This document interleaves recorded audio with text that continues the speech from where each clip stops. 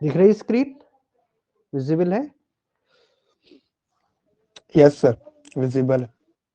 ठीक है, तो ये हमारा क्वेश्चन है एवरेज का, और ये आया था कैट 2020। अब जरा थोड़ा सा दिमाग लगा के ट्राई करने की कोशिश करो। ABC 3 कैट के देखो क्वेश्चन में इंपॉर्टेंट चीज ये होती है कि हर इंफॉर्मेशन में कुछ ना कुछ चीज छुपी होती है। जैसे यहाँ दिया 3 पॉजिटिव इंटीजर्स, तो ये कहीं ना कहीं इंफॉर्मेशन यूज होगी, तो इसे माइंड में रखना है हमें कि ABC क्या है, 3 पॉजिटिव इंटीजर्स है। हमने एक चीज डिस्कस की थी ना, एक होता है पॉजिटिव और एक होता है नॉन नेगेटिव। दोनों में क्या डिफरेंस होता है? पॉजिटिव और नॉन नेगेटिव, इन दोनों वर्ड में क्या नॉन डिफरेंस होता नेगेटिव में सर 0 से है? स्टार्ट होते हैं। गुड। जीरो एक्चुअल में क्या है? Zero is neither positive non negative. तो जीरो ना तो पॉजिटिव है ना ही नेगेटिव है। तो अगर पॉजिटिव इंटीजर लिखा है तो यानी वैल्यूज क्या होंगी, 1 2 3 ऐसे शुरू होंगी, अगर पॉजिटिव लिखा है। अगर लिखा होता non negative, non negative integer, तो वैल्यू हम जीरो से शुरू करते, 0 1 2 3। तो ये डिफरेंस जीरो का आ जाता है बस एक। तो पॉजिटिव इंटीजर है यानी 1 2 3 ऐसे कोई वैल्यू है ABC की, और आगे क्या दिया है, sum of A and mean of B and C। यानी पहली इंफॉर्मेशन दी है हमें A प्लस B और C का मीन, इन दोनों का सम है 5। सेकेंड इंफॉर्मेशन है sum of B and mean of A and C, तो B प्लस A और C का मीन, ये है 7। तो कह रहा है A और B का सम बताओ कितना होगा, A प्लस B कितना होगा? ए माइनस बी तो आ गया है पर ए प्लस बी नहीं। A प्लस बी पूछ रहा है वो।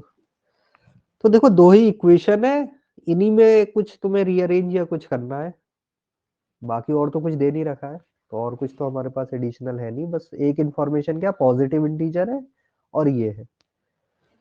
तो हम इसको थोड़ा अगर सिंप्लीफाई कर ले तो 2 LCM ले लेते हैं, तो ये हो जाएगा 2A plus b plus c is equal to 10। मान लो ये फर्स्ट इक्वेशन आ गई, और ये हो जाएगा 2B plus a plus c is equal to 14। ये आ गई मान लो सेकंड इक्वेशन। ठीक है, अब ये देखो C और C, यहाँ पर एक्स्ट्रा है जो हमने डिस्कस किया था ना, कि जो कुछ एक्स्ट्रा दिखता है हमें, और क्वेश्चन में A और B से रिलेटेड पूछा है, C का कोई यूज नहीं, तो क्या करो सब्ट्रैक्ट कर दो। तो इक्वेशन 2 में से 1 को माइनस कर देते हैं, तो ये हो जाएगा A माइनस हो जाएगा और इधर B माइनस हो जाएगा, तो B minus A will be equal to 14 minus 10 यानी कि 4। तो एक इक्वेशन हमारे पास क्या आ गई, b minus a is equal to 4, या हम लिख सकते हैं b is equal to a plus 4। ये इक्वेशन आ रही है थर्ड इक्वेशन। कुछ नहीं किया हमने, जो क्वेश्चन में दे रखा था उसी को रीअरेंज किया है। फिर हमने देखा सी की हमें कोई जरूरत नहीं है, ए और बी से रिलेटेड पूछा है क्वेश्चन में, तो हम क्या कर सकते हैं, माइनस कर सकते हैं, तो सी हट जाएगा। तो बी और ए में रिलेशन पता चल गई है हमें, B is equal to A+4। लेकिन क्वेश्चन में सम पूछा है इस बार, डिफरेंस तो हमें पता चल गया। अब क्या कर सकते हैं? सर पुरानी इक्वेशन में रख देंगे, इक्वेशन 1 में। भाई हमारे पास यही इक्वेशन है ना 1 2, उसके अलावा तो कुछ है ही नहीं। तो इन्हीं में कुछ रख के देखो कि क्या हो सकता है। अगर मैं बी की वैल्यू इस इक्वेशन 1 में रख दूं तो क्या होगा, इस बी की जगह आ जाएगा A+4, ये वैल्यू रख दी मैंने। तो ये इक्वेशन बन जाएगी 3a plus 4 plus c is equal to 10, यानी मुझे पता चल जाएगा 3a plus c is equal to 6, या फिर मैं कह सकता हूं 3a is equal to 6 minus c, ये पता चल गया। ठीक है, अब क्या कर सकते हैं इसके बाद, मैं इक्वेशन भी यूज कर ली, सब कुछ कर लिया, अब क्या किया जा सकता है?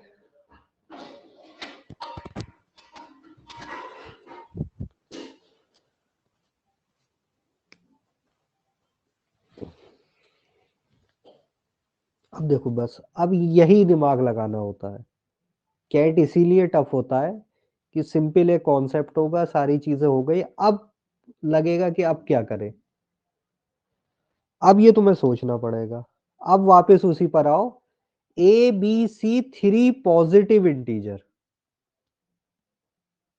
3 positive integer, a b c तीनों क्या होने चाहिए? पॉजिटिव इंटीजर होने चाहिए।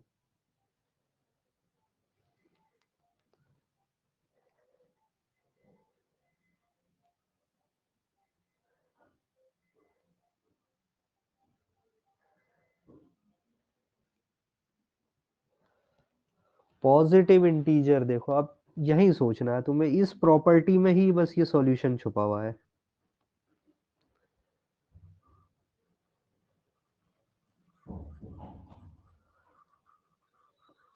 सर 6 शायद आंसर होगा। देख लेते हैं अभी क्या लॉजिक लगा है, ये बताओ। सर जो ये वाली इक्वेशन है 3 इज इक्वल टू 6 माइनस सी, अगर इसमें 3a को 1 ले लेंगे तो फिर c को 3 लेना पड़ेगा, क्योंकि तभी इक्वेशन सॉल्व हो पाएगी। फिर 3 into 1 is equal to 6 minus 3, तो 3 इज इक्वल टू 3 हो जाएगा। फिर उसके बाद अगर b is equal to a plus 4 में b 1 रखेंगे तो फिर b 5 आ जाएगा, तो फिर वैसे ही सर हो गया बस 6। ठीक है, देखो यही इक्वेशन के अंदर सब छुपा हुआ है, 3a is equal to 6 minus C,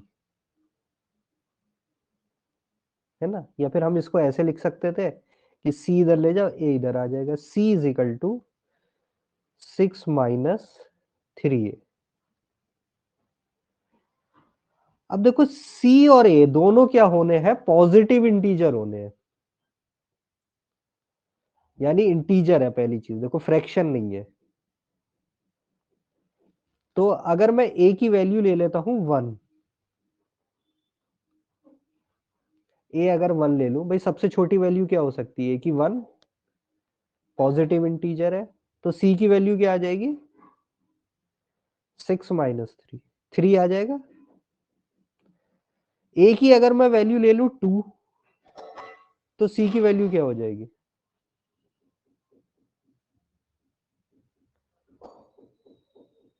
c की वैल्यू क्या हो जाएगी अगर a 2 ले लूं? 0। 0। तो भाई ये तो अलाउड नहीं है, क्योंकि पॉजिटिव इंटीजर है, तो c 0 नहीं हो सकता। सिमिलरली a 0 नहीं हो सकता था या निगेटिव नहीं हो सकता था। तो इसका सॉल्यूशन सिर्फ एक ही केस है कि a की वैल्यू क्या होगी? 1, और c की वैल्यू क्या होगी? 3। अब ये पता चल गया, इसमें वैल्यू रख दो, तो b की वैल्यू क्या आ जाएगी? 1 प्लस 4, यानी कि 5। यह हमारी एबीसी की वैल्यू। सिर्फ एक ही सॉल्यूशन होगा इसका कि a 1 होगा, b 5 होगा, c 3 होगा। अब जो पूछा वो तुम बता सकते हो, सम ऑफ a प्लस बी, तो a प्लस बी का सम हो गया 1 प्लस 5, यानी कि 6। So this is our answer, ये हमारा आंसर हो गया। तो ये देखो इक्वेशन को कैसे सॉल्व करके कौन सी वैल्यू आ सकती नहीं आ सकती, ये कैट में जरूर फंसाते हैं आपको। कोई भी कॉन्सेप्ट हो, कहीं ना कहीं इक्वेशन में ऐसा कंस्ट्रेंट या रेस्ट्रिक्शन होता है जो आपको सोच के निकालनी पड़ती वैल्यू की, क्या हो सकती है क्या नहीं हो सकती। बाकी सिंपल मीन या एवरेज का कॉन्सेप्ट था, उससे इक्वेशन बन गई थी दो। लेकिन आंसर कहां से आया, वो इसी से आया कि इक्वेशन है तो अब पॉजिटिव इंटीजर है तो क्या वैल्यूज हो सकती है एबीसी।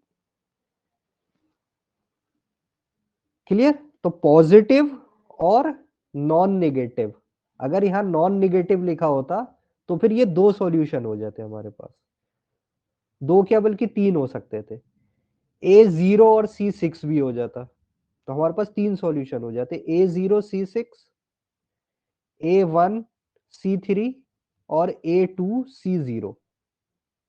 सिर्फ देखो एक वर्ड चेंज करने से, पॉजिटिव की जगह नॉन नेगेटिव अगर लिख देते तो। ठीक है, चलो अगले क्वेश्चन पे आते हैं, देखते हैं क्या है। A jar contains mixture of 175 ml water and 700 ml alcohol. Gopal takes 10% of mixture and substitute it by water of the same amount. The process is repeated once again. The percentage of water in the mixture. चलो ये तुम थोड़ा सा दिमाग लगाओगे तो कर सकते हो, सीधे फार्मूला भी पढ़ा था हमने। This is a question of CAT 2018।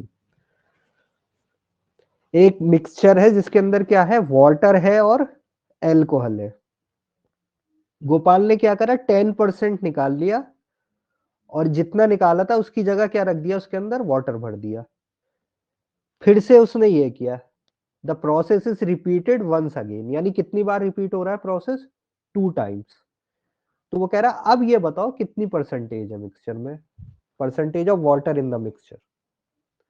तो क्या फार्मूला पड़ा था, किसी को याद है, जिसमें हम सेम क्वांटिटी निकालते हैं और उसकी जगह रिप्लेस करते जाते हैं किसी एक दूसरे प्योर मटेरियल से। यानी मिक्सचर निकालना है, मान लो 10 ml मिक्सचर, 10 लीटर हम निकालना है और उसके अंदर 10 लीटर वाटर डाले जा रहे हैं, तो इसका हमने एक फार्मूला पढ़ा था। क्या था फार्मूला, याद है किसी को?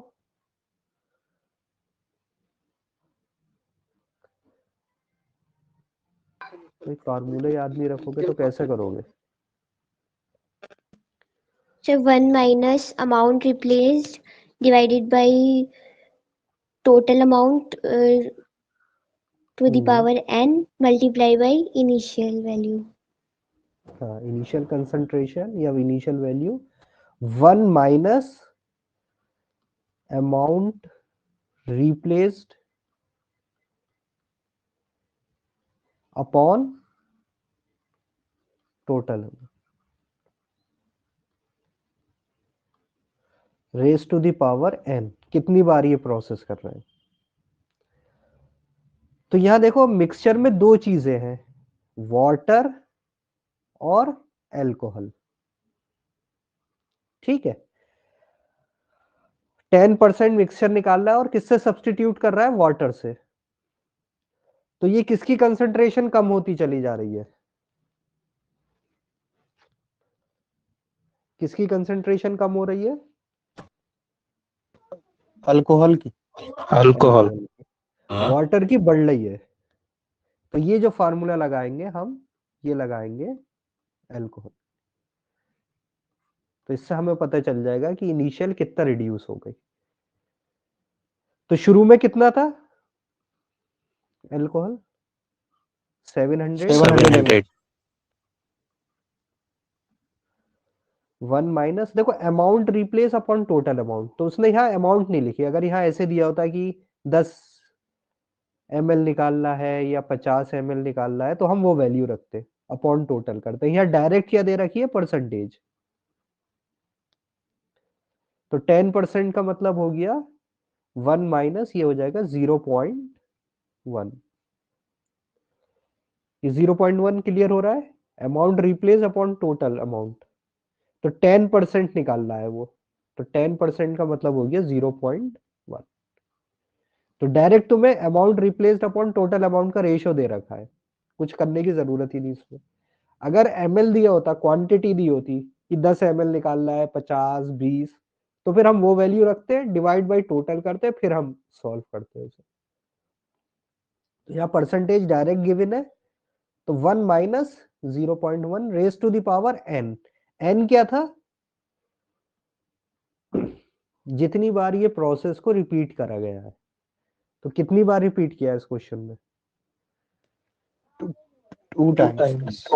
2 n times. की वैल्यू क्या हो जाएगी? गुड। तो हमें मिल जाएगा फाइनल कंसंट्रेशन ऑफ एल्कोहल कितना हो गया? 1 माइनस 0.1 इज 0.9 इंटू 0.9। तो हम इसे ऐसे लिख सकते हैं 9/10, 9/10, 0 0 से ये गए, 9 9 जा 81, 81 7 जा 7 और 5 8 जा 56।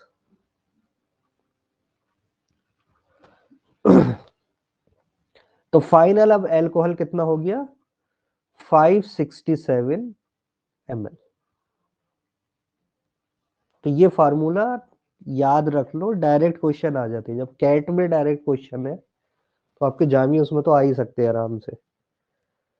तो final concentration is equal to initial concentration into 1 minus amount replaced upon total amount raise to the power n। तो अगर फाइनल दे रखी है इनिशियल पूछ सकता है, इनिशियल दे रखी फाइनल पूछ सकता है, कितनी बार रिपीट किया गया ये पूछ सकता है। तो इनमें से कोई सा भी एक अननोन हो सकता है, बाकी सारे डेटा गिवन होगा। तो यहां पर 10% निकाल रहा था, इसलिए amount replaced upon total amount is 0.1। तो 1 माइनस 0.1। अब आंसर क्या होगा ये बताओ। ये तो हमें पता चल गया एल्कोहल की कंसंट्रेशन कितना है, वो 567 ml। अब वो कह रहा है percentage of water in the mixture is now कितना है? सर पहले 700 माइनस 567 करेंगे तो इतना और जो एडिशनल वाटर आ जाएगा, फिर 175 से ऐड कर देंगे, है क्या? यानी हमें क्या निकालना है? देखो percentage of water in mixture. तो percentage of water in mixture कैसे निकलेगा? वाटर की क्वांटिटी अपॉन टोटल मिक्सचर की क्वांटिटी इनटू 100%। ये पूछ रहा है ना क्वेश्चन में हमसे। परसेंटेज ऑफ वाटर पूछ रहा है ना, तो वाटर अपॉन मिक्सचर इनटू 100%। हमने निकाला क्या है? अल्कोहल।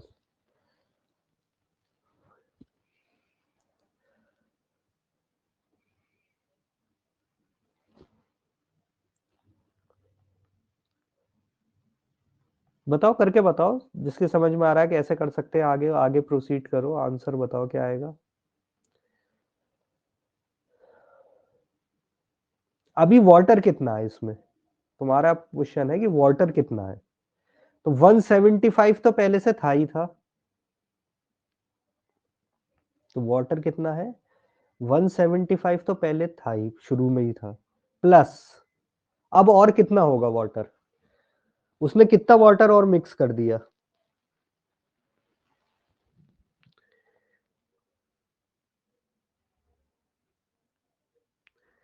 देखो क्वेश्चन देख के जल्दी से सोच के बताओ कि वाटर कितना होगा अब। सर 35.2 आंसर हो। Yes, correct answer 35। कितना उसने वाटर और कितना ऐड किया? Sir 175 ml same. 175 और ऐड किया। सर और तो 700 माइनस 567 किया। देखो दो तरीके से सोच सकते हो तुम इसे। तुम ये कह सकते हो कि पहले अल्कोहल कितना था? 700 था, ठीक है। उसने दो बार किया 10% मिक्सचर निकाला, और जितना मिक्सचर निकाल रहा था उसकी जगह वाटर भरे जा रहा है वो। तो अब अल्कोहल कितना बचा हमारे पास? 567। तो अगर हम इसे माइनस कर दे तो ये जो क्वांटिटी जो कम हो गई अल्कोहल की, इतना इसके अंदर उसने क्या करा? वाटर मिक्स कर दिया। ऐसे सोच सकते हो, या फिर इस तरीके से सोच सकते हो कि शुरू में कितना मिक्सचर था? 175 प्लस 800। कितने ml थे टोटल ऑफ वाटर, वो टोटल मिक्सचर 805 ml, भाई टोटल कितना था 875 ml था टोटल मिक्सचर शुरू में,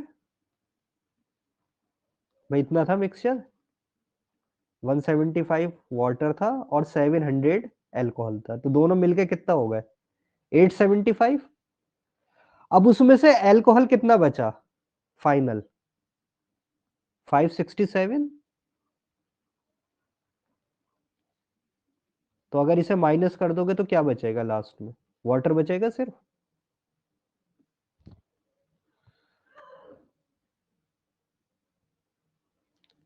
कितना वाटर आएगा लास्ट में 308।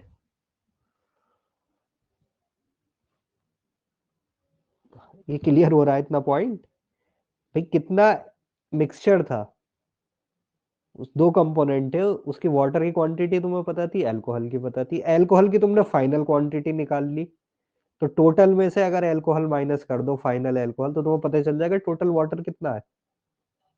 तो ऐसे भी सोच सकते हो इसे,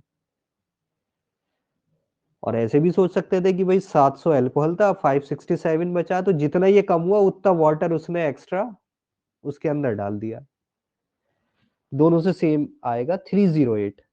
तो यानी 308 अपॉन मिक्सचर है 875 इंटू 100%, ये परसेंटेज निकालनी थी हमें। तो देखो यहाँ कैलकुलेशन की भी जरूरत नहीं थी तुम्हें, ऑप्शन देख के तुम आइडिया लगा सकते थे कि 300 मान लो इसे और इसे 900 मान लो, अप्रोक्सीमेट एक परसेंटेज में निकाल रहा हूं, इसे 308 को 300 कर लिया, 875 को मैंने 900 मान लिया, तो ये हो गया 1/3, 1/3 मतलब 33.33%।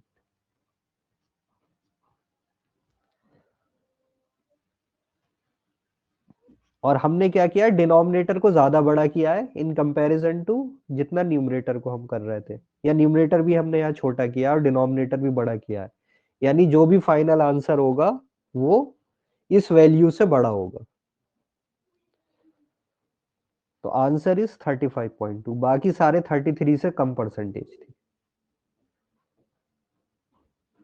तो पहला चीज कॉन्सेप्ट समझा, दूसरा कैलकुलेशन भी हमने ऑप्शन देख के जल्दी से कर ली, पूरी वैल्यू को डिवाइड नहीं किया कि 308 को 875 से डिवाइड करके देखें क्या आएगा, हमने 300 रख लिया उसे और 875 को कर लिया 900, यानी न्यूमरेटर छोटा किया और डिनोमिनेटर को बड़ा कर दिया, तो जो हमारा आंसर आ रहा है वो क्या होगा, फाइनल आंसर से छोटा होगा या बड़ा होगा।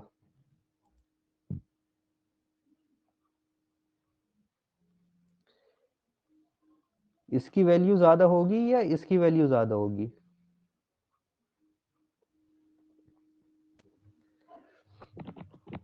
तो 308/825 की ज्यादा होगी। भाई ये वाला फ्रैक्शन बड़ा होगा ना, देखो 300 अपॉन 900 से क्या हो रहा है, न्यूमरेटर में हम ऐड कर रहे हैं 8 और डिनोमिनेटर में माइनस कर रहे हैं, तो दोनों का इफेक्टिव रिजल्ट क्या है, बड़ा करना। न्यूमरेटर बड़ा करते हैं हम तो भी फ्रैक्शन बढ़ता है और डिनोमिनेटर छोटा करते हैं तब भी फ्रैक्शन बढ़ता है, यह दोनों चीजें कर रहे हैं। तो ये तो 100% हम श्योर है कि जो वैल्यू 300 अपॉन 900 की होगी उससे बड़ी वैल्यू होगी 308/875। तो ये चीज DI वगैरह में हम यूज करेंगे, तो हम क्या करते हैं पूरी कभी भी एग्जैक्ट ऐसे वैल्यूज नहीं निकालते, हम उसके पास एक ऐसी अप्रोक्सीमेट वैल्यू ले लेते हैं जिसको हम जल्दी कैलकुलेट कर सके, और फिर हम देख सकते हैं कि हम न्यूमरेटर को बड़ा कर रहे हैं डिनोमिनेटर छोटा कर रहा है, तो फाइनल आंसर छोटा आएगा या बड़ा आएगा उससे, और वो हमें ऑप्शन में मिल जाता है, हम फिर उसके हिसाब से ऑप्शन डिसाइड कर लेते हैं।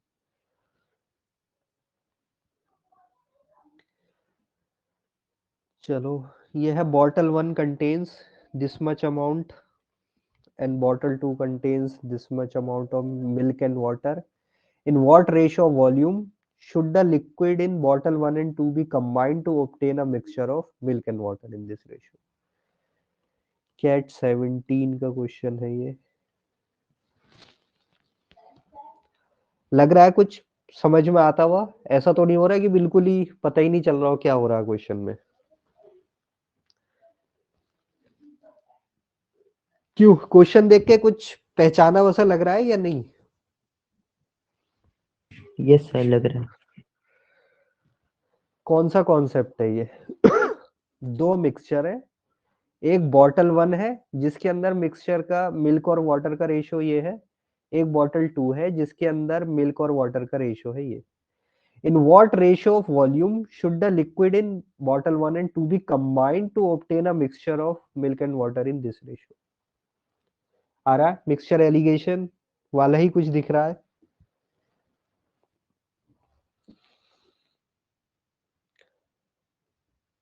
तो हम क्या कर लिखेंगे कि भाई ये बॉटल 1 है, इसके अंदर मिल्क एंड वाटर का रेशियो है, तो हम यहाँ कौन सा रेशियो ले? दो को मिक्स मिल्क का करेंगे। सर।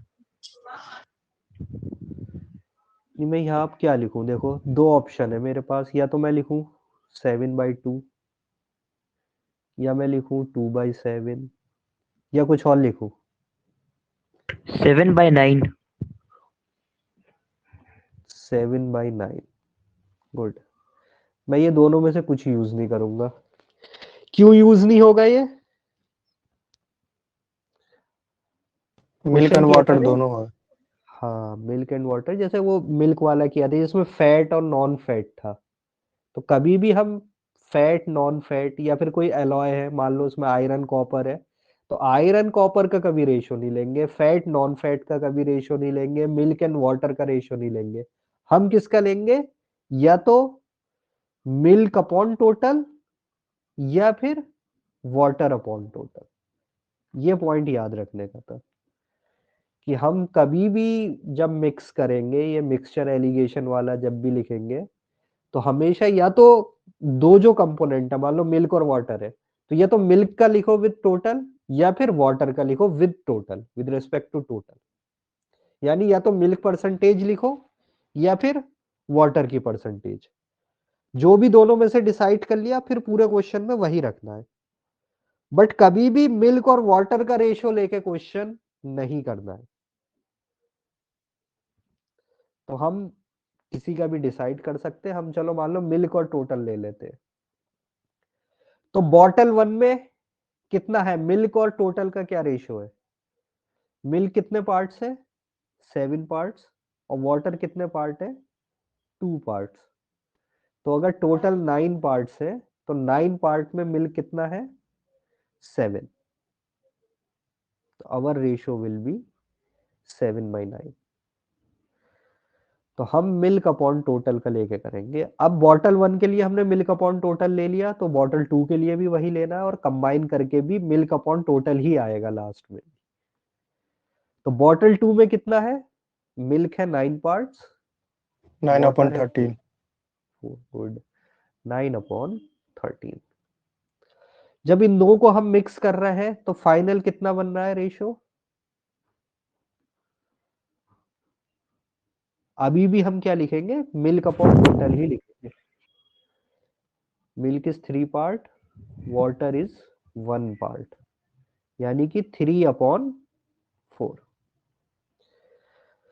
तो बॉटल 1 का हमें एवरेज पता चल गया, बॉटल 2 का पता चल गया, रिजल्टेंट का पता चल गया। हमें क्या निकालना है? In what ratio of volume, यानी हमें निकालना है W1 और W2 का रेशियो। ये जो आंसर दे रखे हैं, ये W1 और W2 का रेशियो निकालना है। तो क्या करते हैं हम? एलिगेशन मेथड से ही कर लेते हैं। चलो इसमें से माइनस करेंगे, कौन सा रेशियो बड़ा होगा? 7/9 या 9/13? अगर बैलेंसिंग द स्केल से करते तो हम ऐसे लिखते, ये बीच में आता 3/4 और एक दूसरी तरफ होता 9/13। अब इसमें से छोटा कौन सा, बड़ा कौन सा, उसी हिसाब से आप माइनस करोगे। में W1 W2 निकालना है। तो ये जब डिस्टेंस निकालते थे तो हम माइनस करते हैं ना। देखो वही सेम चीज है, वही स्केल द बैलेंस है, वही एलिगेशन में भी वही कर रहे होते हैं भाई। जब भी दो एवरेज को मिक्स करते हैं तो एक छोटा एवरेज होता है, एक बड़ा होता है, उसके बीच में कहीं टोटल का एवरेज आता है। तो 7/9 छोटा है या 9/13? कौन सा छोटा है? 7/9 छोटा है या बड़ा है? छोटा। से 9/13 छोटा है। सर 9/13 छोटा है। 9/13 छोटा है। कैसे निकाला? एक्चुअल डिवाइड किया क्या भाई? एक तरीका तो ये है कि एक्चुअल डिवाइड कर दो। 9/7, 7 को 9 से डिवाइड करोगे, 9 7 जा 63, यानी 7 से ऊपर वैल्यू आ रही है। 13 7 जा 91, यानी 9/13 जो है वो 7 से थोड़ा सा छोटा है। तो हमें एक्चुअल डिवीजन करके भी समझ में आ रहा है। वरना दूसरा तरीका क्या है, और कैसे कर सकते हैं कंपेयर दो फ्रैक्शंस को? डिनोमिनेटर को न्यूमरेटर से माइनस कर देंगे।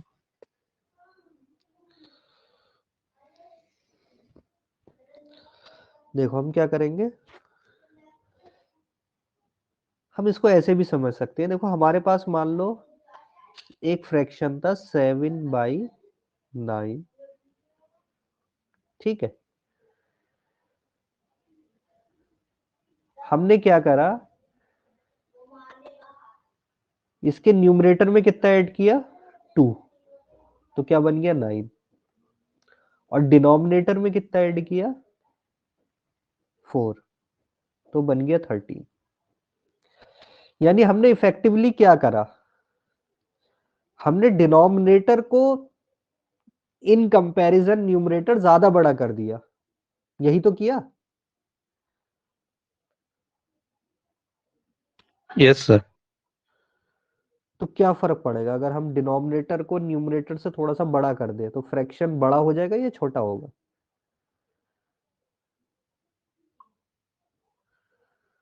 रिजल्टेंट छोटा फ्रैक्शन जाएगा। छोटा। छोटा होगा। छोटा हो जाएगा। तो 7/9 बड़ा है, 9/13 उससे छोटा है।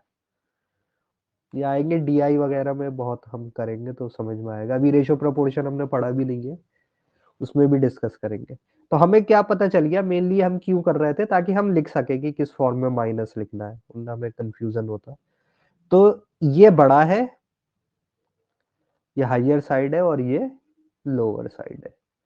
तो ये जो बीच में एवरेज आएगा, ये 7/9 से तो छोटा होगा और 9/13 से बड़ा होगा। तो हम यहाँ लिखेंगे 3/4 माइनस 9/13, और इस साइड आ जाएगा 7/9 क्योंकि उससे बड़ा है, -3/4। इन दोनों का जो रेशो होगा वही W1 और W2 का रेशो होगा, यानी that will be the answer. तो इन दोनों का सब्ट्रैक्शन करके हमें रेशो लेना।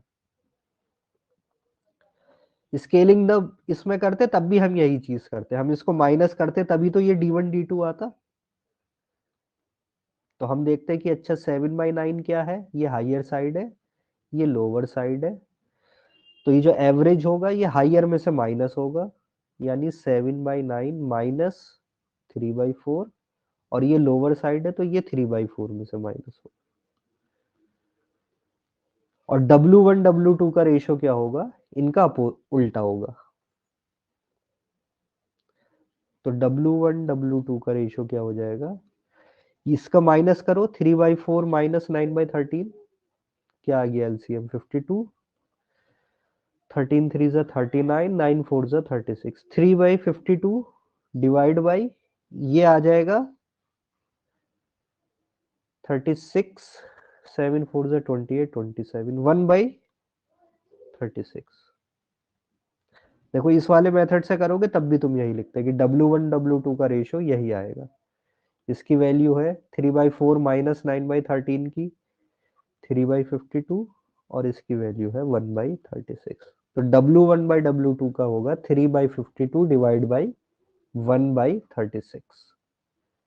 तो ये 36 ऊपर मल्टीप्लाई में आ जाएगा, ये 52 यहाँ डिवाइड में हो जाएगा, यानी 3 इंटू 36 डिवाइड बाई 52। कौन सा ऑप्शन आ रहा है? 3 36 3 से तो नहीं जाएगा, जाएगा 4 से। 4 1 जा 4, 12 ये 13 और ये हो गया 9, 27/13। This is the answer. आ रहा है, दो अलग अलग बॉटल से, उसमें अलग अलग, उस तरीके से सोचो कि अलग अलग परसेंटेजेस का मिल्क है, एक में 7/9 है, एक में 9/13 है। वो पूछ रहा है इनको किस रेशो में, उनके किस वॉल्यूम में इनको मिक्स करें ताकि रिजल्टेंट जो हमें मिले उसमें मिल्क और वाटर का ये रेशो।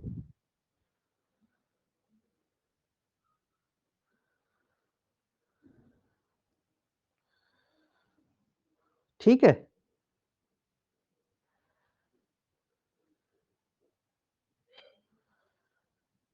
क्लियर है? पर समझा नहीं, ये तो हमने टोटल करके आंसर निकाले ना, लेकिन पूछा तो mixture of milk and water है ना, रेशियो।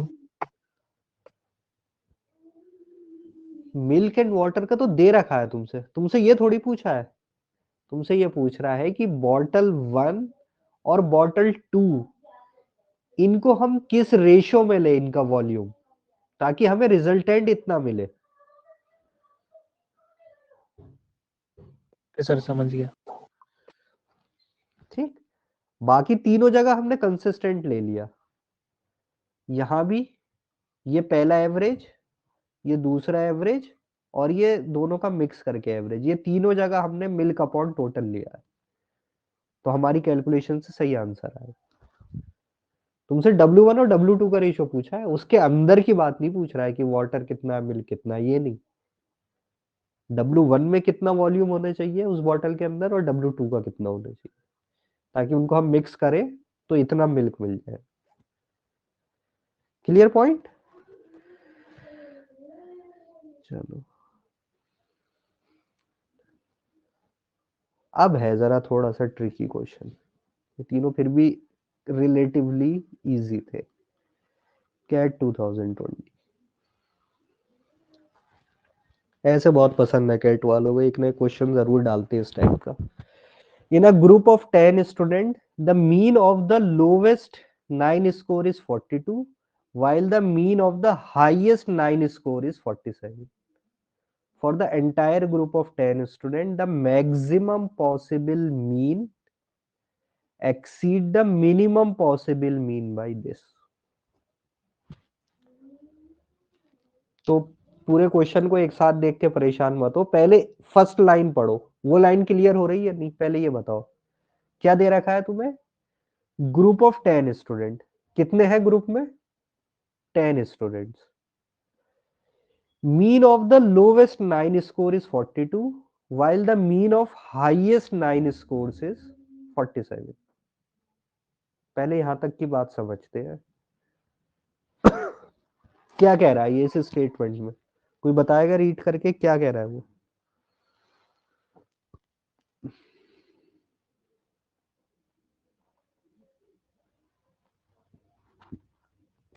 सर 10 स्टूडेंट्स हैं, उसमें जो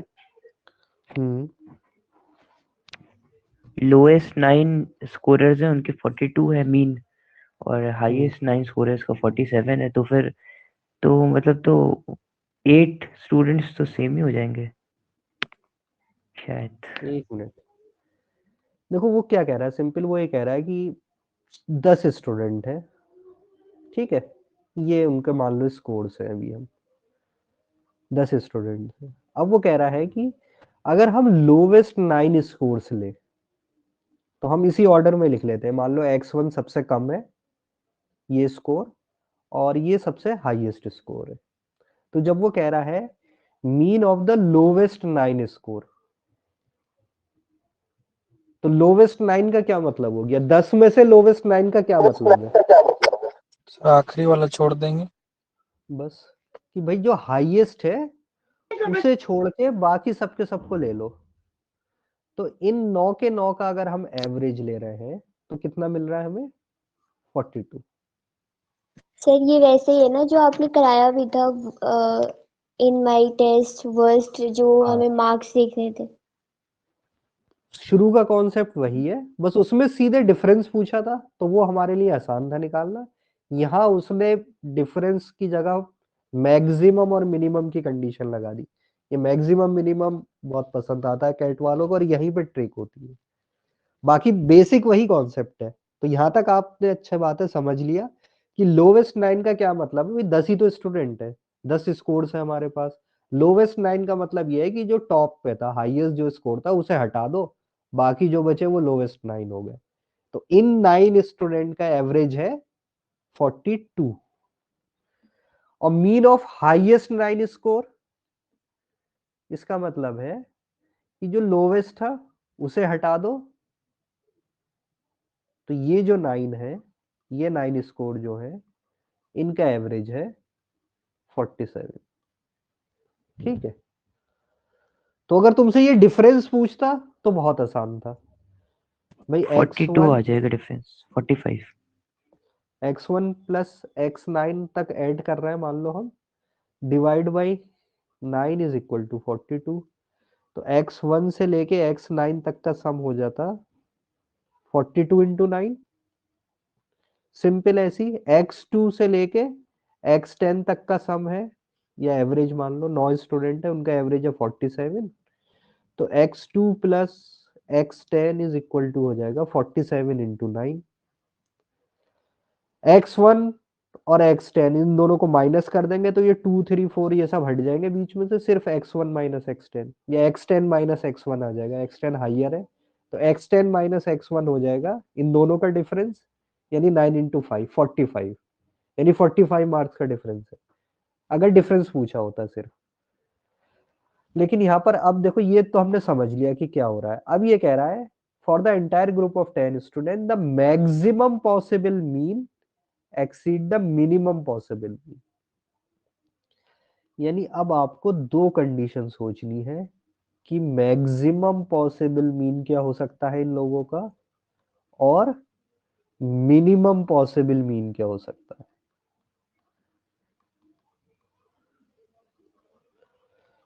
इनका मीन मैक्सिमम कब होगा? मीन मतलब 10 के 10 स्टूडेंट की बात हो रही है अब, कि 10 के 10 स्टूडेंट का अगर हम मीन ले, एवरेज ले, तो मैक्सिमम किस कंडीशन में हो सकता है और मिनिमम किस कंडीशन में हो सकता है। ये था इसमें ट्रिकी पार्ट।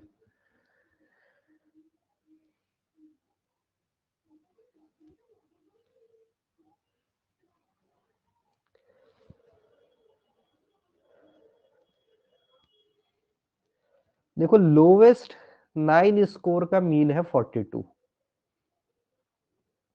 ठीक है।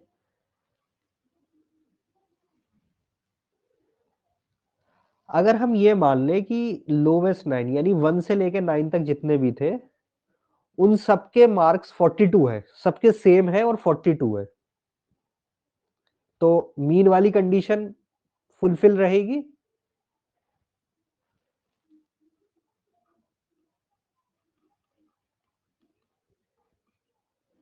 ये अप टू x9 इन सबके मार्क्स अगर मैं 42 ही एज्यूम कर लूं, देखो ये थोड़ा सा ट्रिकी चीज है लेकिन समझ दो, अच्छा जो क्वेश्चन होते हैं उसमें इस चीज को यूज करते हैं कि इनका मिनिमम पॉसिबल मीन कब हो सकता है।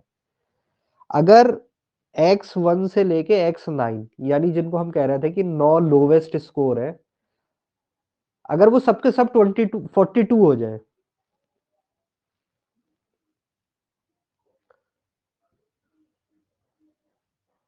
और हाईएस्ट स्कोर हो जाए 47,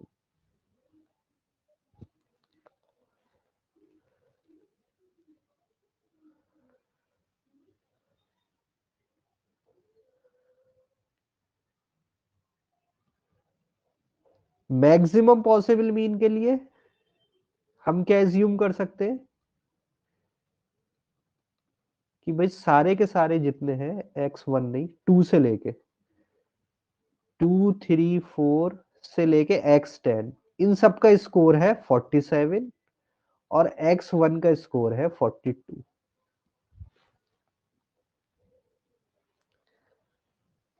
ये दो कंडीशन हमें एज्यूम करनी है।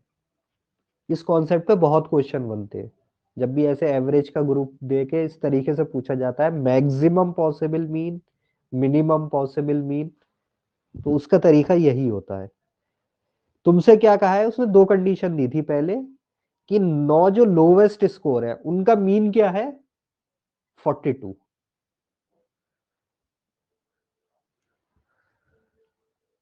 नहीं क्लियर हुआ होगा शायद, है ना? थोड़ा सा चलो इसको डिस्कशन कर लेते हैं। देखो मीन का मतलब क्या होता है, mean is average, mean average होता है, ठीक है। अगर मैं Yes, तुमसे sir. ये कहूं कि दो वैल्यूज है ए और बी, इनका मीन है मान लो 50, तो इसका मतलब क्या है, या तो ये हो सकता है कि दोनों 50-50 हो, तब भी यही होगा, या फिर 40-60 हो, तब भी यही मीन होगा, 50 आएगा। Yes, sir. 30-70 हो, तब भी यही आएगा।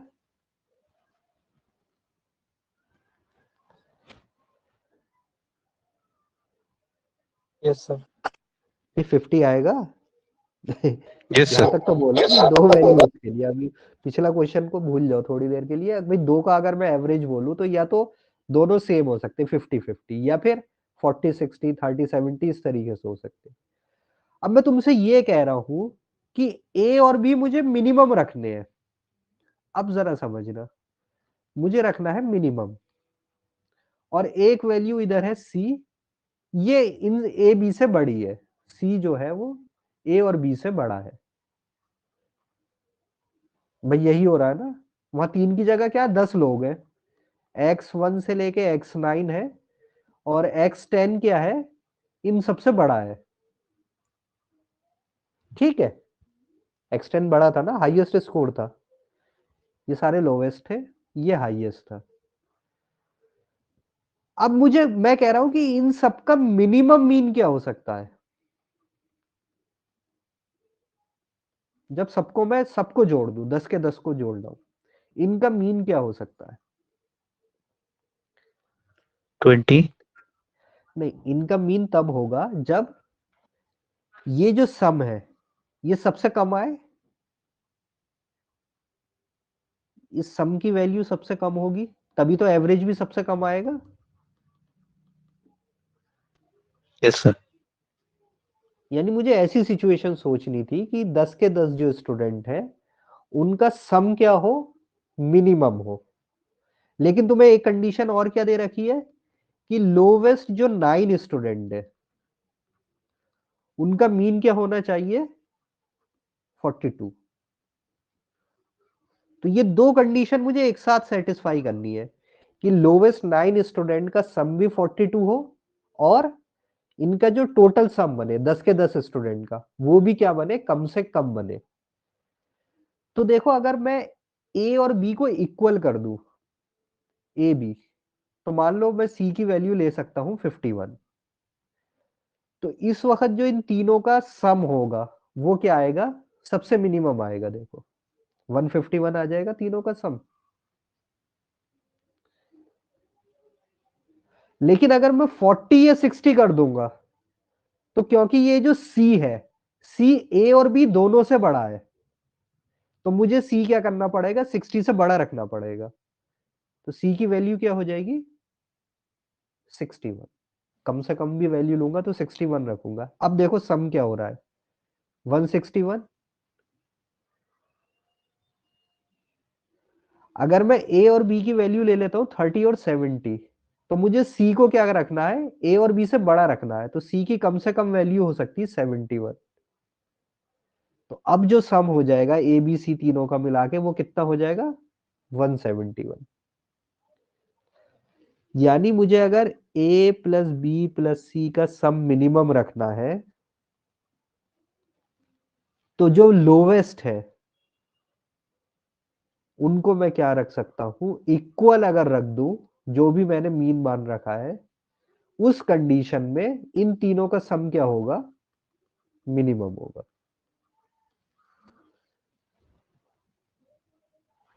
तीन नंबर है, या जैसे यहां पर 10 नंबर है, 10 में से वो कह रहा है 9 छोटे हैं 10 में से, 10 इज हाईएस्ट, उससे छोटे 9 नंबर है, इन 9 का मीन है 42। अब बताओ ऐसी क्या कंडीशन लूं कि सबका सम मिनिमम हो जाए। सम मिनिमम हो जाएगा तो एवरेज भी मिनिमम हो जाएगा। तो उसका एक ही सिचुएशन होती है कि जो तुम्हें मिनिमम दे रखा है, मीन दे रखा है, सारे नंबर को वही सेम एज्यूम कर लो। तो सारे नंबर 42 हो गए। तो अब जो 10th वैल्यू बची, वो तुम 42 से थोड़ी सी बड़ी कुछ भी ले लो, सारे का सम क्या हो जाएगा, मिनिमम हो जाएगा। कुछ क्लियर हुआ पॉइंट? Yes sir. सेम चीज गोज फॉर मैक्सिमम। अगर मुझे 3 नंबर है, उनको मैक्सिमम बनाना है, तो मुझे क्या लेना पड़ेगा, जो भी आपका मैक्सिमम का मीन दे रखा है। जैसे कि मान लो ए और बी बड़े हैं सब आपस में, और सी मुझे छोटा रखना है ए और बी से, और मुझे मीन दे रखा है जैसे 47, मैक्सिमम वाले केस में था 47। तो अगर मैं इसको भी 47 ले लूं, इसको भी 47 ले लूं, तो सी की वैल्यू मैं इससे थोड़ी सी भी छोटी लूंगा तो काम चल जाएगा। यानी अब जो सम आएगा, इट विल बी मैक्सिमम सम। लेकिन अगर मुझे मान लो जैसे 47 47 है, एक को मैं कर दूं 46 और एक को कर दूं 48, तो इन दोनों का एवरेज तो 47 है।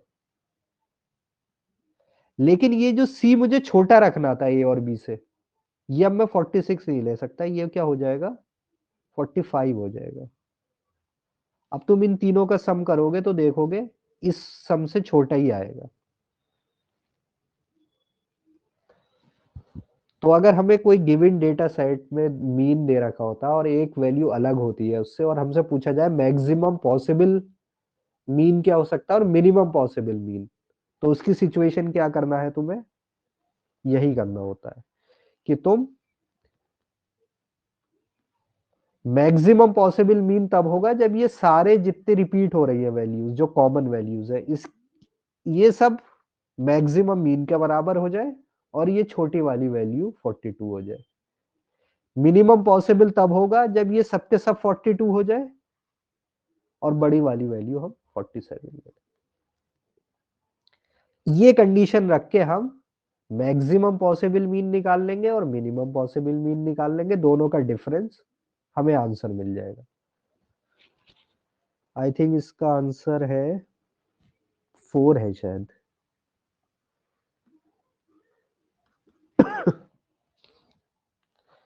तो ये एवरेज के अंदर मैक्सिमा मिनिमा की कंडीशन लगाई है। तो ये क्योंकि कैट का क्वेश्चन है तो एक चैप्टर के अंदर दूसरा कॉन्सेप्ट मिक्स हुआ हुआ है। तो ये मैक्सिमा मिनिमा हम पढ़ेंगे अलजेब्रा में।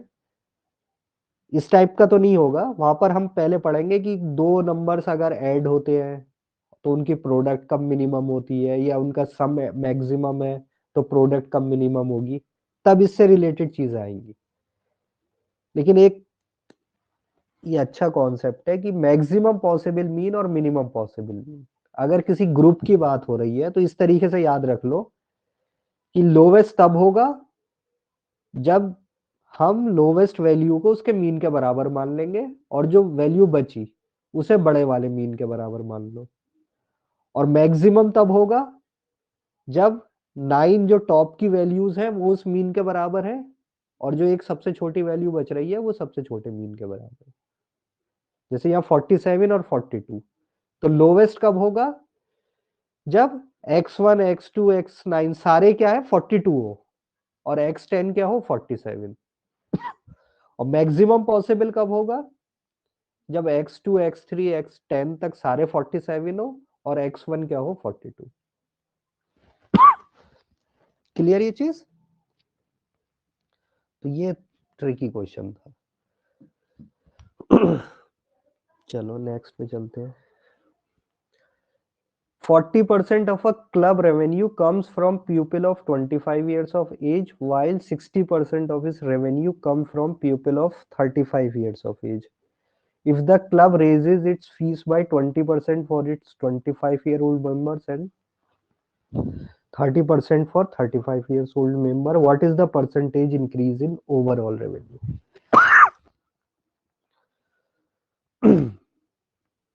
देखो ये क्वेश्चन देखने से लग रहा है परसेंटेज का क्वेश्चन है और परसेंटेज का है भी ये, लेकिन हमने डिस्कस किया था कि मिक्सचर और एलिगेशन जो है वो किसी भी चैप्टर के अंदर कहीं ना कहीं इन्वॉल्व हो जाता है, तो इसको हम एलिगेशन वाले मेथड से कर सकते हैं।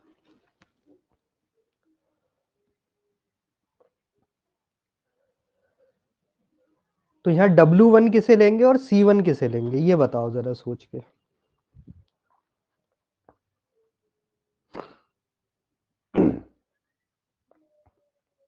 देखो इसी तरीके से तो करते हैं ना, ये तो बैलेंसिंग द स्केल से करते थे। एक C1 होता था एवरेज वैल्यू, एक C2 होती थी, और ये C एवरेज पूछा होता था। इसका कुछ वेटेज होता था W1, इसका कुछ W2 होता था, तो फिर हम कर लेते सॉल्व। या फिर जब एलिगेशन वाले से लिखते थे तो हम एक W1 C1 लिखते थे, W2 C2, C1 C2 का एक C एवरेज लेते थे और ये उसका डिफरेंस कर देते थे, है ना। ऐसी कुछ करते, मान लो C1 छोटा है और C2 बड़ा है, तो हम यहाँ लिख लेते थे C2 माइनस C एवरेज, और ये हो जाता था C एवरेज माइनस C1। तो तुम्हें पहले आइडेंटिफाई करना है कि W1 क्या है और W2 क्या है, C1 और C2 क्या है, कौन सी परसेंटेज इसमें W1 है, कौन सी परसेंटेज इसमें W2 है। दो ग्रुप है, एक है 25 ईयर ओल्ड वाले मेंबर्स और एक है 35 ईयर्स ओल्ड वाले मेंबर। इस बार एज का देखो, एज उसने कंफ्यूज करने के लिए दिया है, एज का कोई यूज नहीं करना है आपको। जैसे बॉयज और गर्ल्स मिक्स होते थे, क्लास ए और बी होता था, तो इस बार क्या है, ये rice of type 1, rice of type 2 होते थे। इस बार जो ग्रुप है वो क्या है, एक 25 ईयर ओल्ड वालों का ग्रुप है और एक 35 वालों।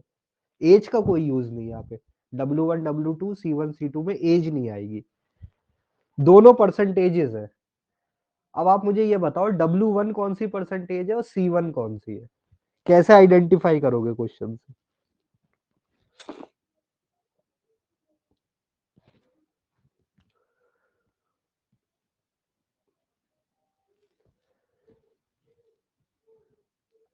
W1 क्या आएगा, W2 क्या आएगा, और फिर जब अगर एलिगेशन लगा रहा है तो C1 क्या आएगा और C2 क्या आएगा।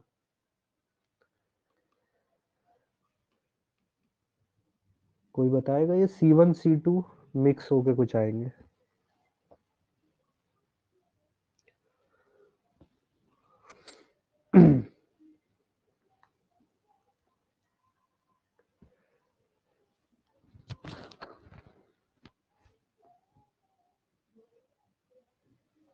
कैसे डिसाइड होगा, सिर्फ बस ये बता दो मुझे, ये जिसने पहचान लिया वो क्वेश्चन तो कर ही लेगा कि इसमें W1 कौन परसेंटेज है और C1 कौन सी है।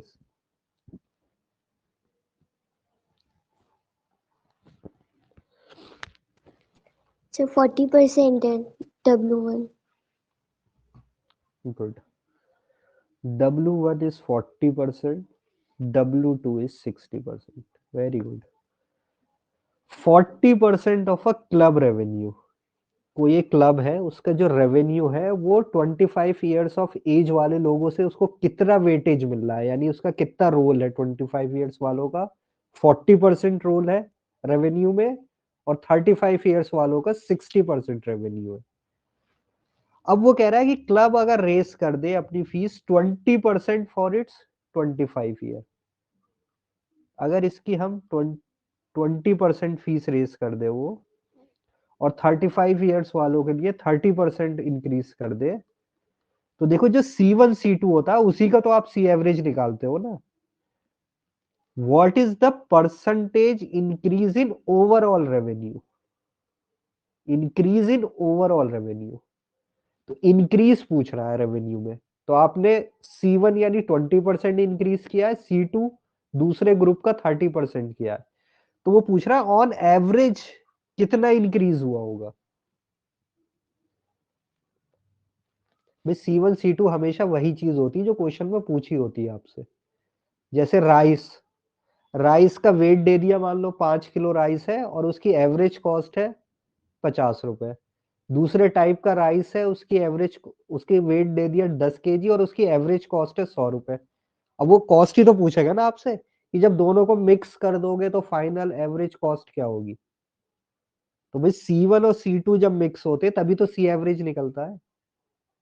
तो C एवरेज से आइडेंटिफाई करना सीखो कि C1 क्या होगा, C2 क्या होगा, क्योंकि यहाँ कंफ्यूजन होता है कि W1 W2 राइस वाले में तो हमें समझ में आता है, अच्छा चलो वेट थे, ये उनकी वैल्यू थी, लेकिन ऐसा क्वेश्चन दे दिया तो एवरेज जिसका निकालना होता है वही हमारा C1 C2 होता है और उसी के बीच में कोई एवरेज है। तो 20% एक ग्रुप की इंक्रीज की है, 30% दूसरे ग्रुप की है, तो जो रिजल्टेंट होगा वो 20 और 30 के बीच में ही आंसर होगा कुछ। चारों ऑप्शन देख के भी आप समझ सकते हैं कि 20 और 30 के बीच में आ रहा है, यानी यही C1 C2 थे हमारे। अगर 40 और 60 होता तो वैल्यू 40 और 60 के बीच में होती कुछ। क्लियर हो रहा है ये पॉइंट? ये बहुत जरूरी है छोटी छोटी चीजें समझनी। अब आप निकाल लो, आप चाहे एलिगेशन से निकाल लो या फिर इस बैलेंसिंग द स्केल से निकाल लो कि भाई ये 20 है, ये 30 है, ये 40 है, ये 60 है, तो C एवरेज निकालना है। तो ये D1 D2 किस रेशो में होगा, इसके अपोजिट W1 W2 के। ये W1 W2 किस रेशो में है, 2:3, यानी ये होगा 3:2 के रेशो में, यानी 3 पार्ट प्लस 2 पार्ट। 5 पार्ट कितने को रिप्रेजेंट कर रहा है, 30 माइनस 20, 10% को। तो 5 पार्ट शो कर रहा है 10% को, तो 1 पार्ट शो कर रहा है 2%। तो C एवरेज, C1 छोटा है, इससे अगर इधर को लिखेंगे तो प्लस हो जाएगा। तो 1 part is 2%, 3 part will be 6%, plus कर दो यानी 26%। 30 से इधर को जाएंगे तो माइनस करेंगे, 30 बड़ा है तो ये छोटा आएगा C एवरेज उससे। तो 30 माइनस 2 पार्ट यानी -4%, 26%। तो उसका ओवरऑल कितना रेवेन्यू इंक्रीज हो रहा है, 26%।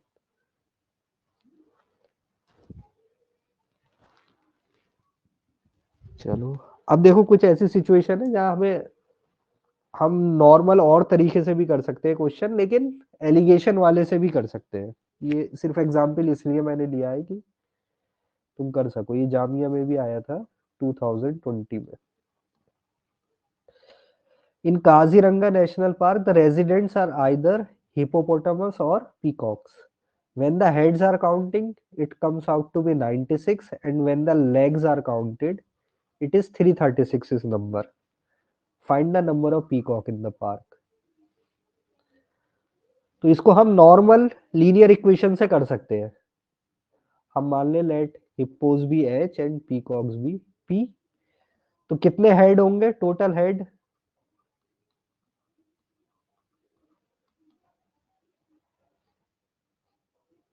हिप्पोपोटामस के भी एक हेड होगा और पीकॉक के भी एक हेड होगा, तो टोटल हेड होगा H प्लस P, और हमें ये दे रखा है 96। तो H plus P is 96। And when legs are counted, total legs, तो एक हिप्पो की कितनी लेग्स होती है, 4, तो 4H, और एक पीकॉक की 2 लेग्स होती तो 2P। तो ये कितना हो जाएगा, 4H plus 2P is equal to हमें दे रखा है 336। ये दो इक्वेशन आ गई हमारे पास। हमें क्या निकालना है, पीकॉक। तो हम क्या करें, h को एलिमिनेट कर दे, तो इस इक्वेशन 1 को 4 से मल्टीप्लाई कर दो, तो ये बन जाएगा 4h plus 4p is equal to 96 into 4। 96 का डबल 192 एंड 192 का डबल 384।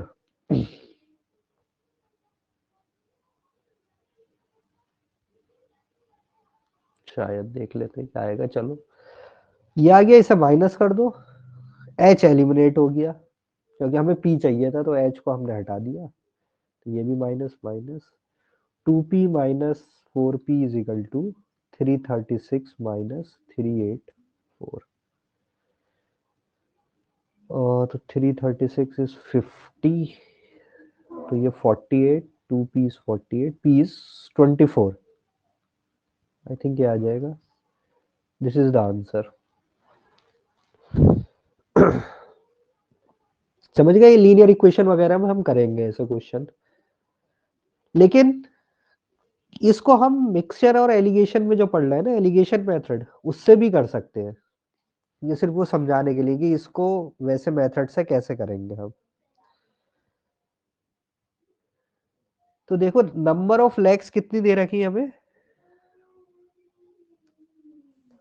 336 है, और नंबर ऑफ हेड दे रखे हैं 96।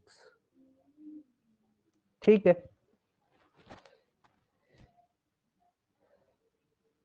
हमें नंबर ऑफ हिप्पोज और पीकॉक नहीं पता है, यानी हमें उनका W1 W2 नहीं पता है।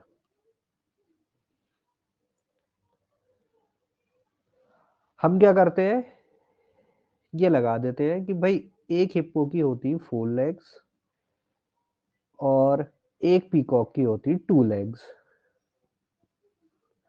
इनको जब हम मिक्स कर रहे हैं, नंबर ऑफ हिप्पोज और नंबर्स ऑफ पीकॉक्स को, तो हमारे पास टोटल कितनी लेग्स आ रही है, 336, और टोटल नंबर ऑफ हिप्पोज और पीकॉक मिला के कितने आ रहे हैं, 96। तो हम कह सकते हैं ऑन एन एवरेज हमारे पास जो लेग्स आ रही है वो आ रही है 7/2।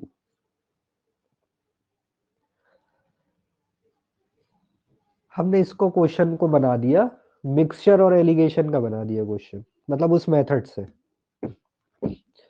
हमने कहा कि हिप्पो की एवरेज नंबर ऑफ लेग्स है 4, पीकॉक की नंबर ऑफ एवरेज लेग्स है 2। अब क्या करा, जब दोनों को मिक्स कर रहे हैं तो एवरेज नंबर ऑफ लेग्स आ रही है 7/2। 7/2 कैसे निकाला, average number of legs, total number of legs divided by total number of hippos and peacock. तो जितने हेड होंगे उतने ही number of hippos and peacock है मिला के। तो हमें ये पता चल गया 7/2 है ये।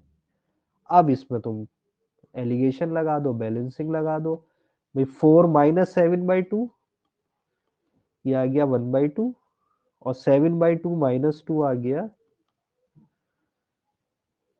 3/2।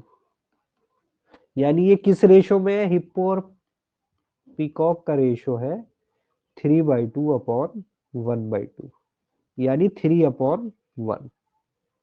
हमें क्या चाहिए, पीकॉक, तो पीकॉक इज इक्वल टू हो जाएंगे 1/4 इंटू 96, यानी कि 24।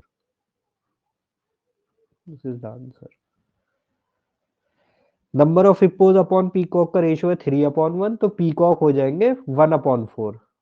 भाई 3 पार्ट हिप्पो है और 1 पार्ट पीकॉक है, तो पीकॉक अपॉन टोटल हो जाएगा 1/4। टोटल है 96, तो पीकॉक हो गया 96 में से कितने, 24।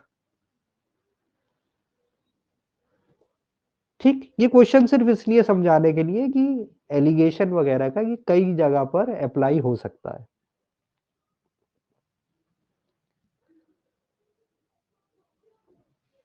ये जल्दी से बता देख लेते हैं इसमें क्या करना है हमें। इस बार देखो मिल्क एंड वाटर क्या है, 3 आपके पास वेसल्स है। अभी तक 2 के लिए कर रहे थे, यहाँ पर क्या है, 3 वेसल्स है, यानी ये W1 है, ये W2 है, ये W3 है। उनकी कैपेसिटी दे रखी है और उसके अंदर रेशियो दे रखा है किसका रेशो है ये? Milk and water. तो वही चीज, पहली बात तो हम क्या करेंगे, मिल्क अपॉन टोटल कर लेंगे सबको। तो ये हो जाएगा 5/6, ये हो जाएगा 3/5 और ये हो जाएगा 4/7। तो ये C1, ये C2, ये C3, ये W1, W2, W3 और इनको मिक्स कर रहा है। तो कह रहा है बताओ किस रेशो में आएगा। तो या तो 2 बार एलिगेशन वाला बैलेंसिंग वाला यूज करो, पहले W1 W2 को मिलाओ, फिर उसमें जो C एवरेज आए उसके साथ C3 को मिलाओ, या फिर अब C एवरेज का ऐसे फार्मूला निकाल लो, C1 W1 plus C2 W2 plus C3 W3 upon W1 plus W2 plus W3। भाई वेटेड मीन वाले से तो सारे हो ही सकते हैं, या तो आप डायरेक्ट ऐसे कर लो, वरना फिर बैलेंसिंग से करना चाहो या एलिगेशन से करना चाहोगे तो उसमें 2 को एक साथ ले सकते हैं। तो पहले C1 C2 को मिला लो आपस में, फिर उसका जो C एवरेज आए उसके साथ C3 को मिला लो। आ रहा है समझ में क्या कह रहा हूं मैं? सर W1 W2 क्या लिखा हुआ है? 11 1 लिखा लीटर, हुआ है। नहीं वो ओके स्मॉल ओके। एल है। 1 लीटर, 2 लीटर, 3 लीटर कैपेसिटी इनकी दे रखी है।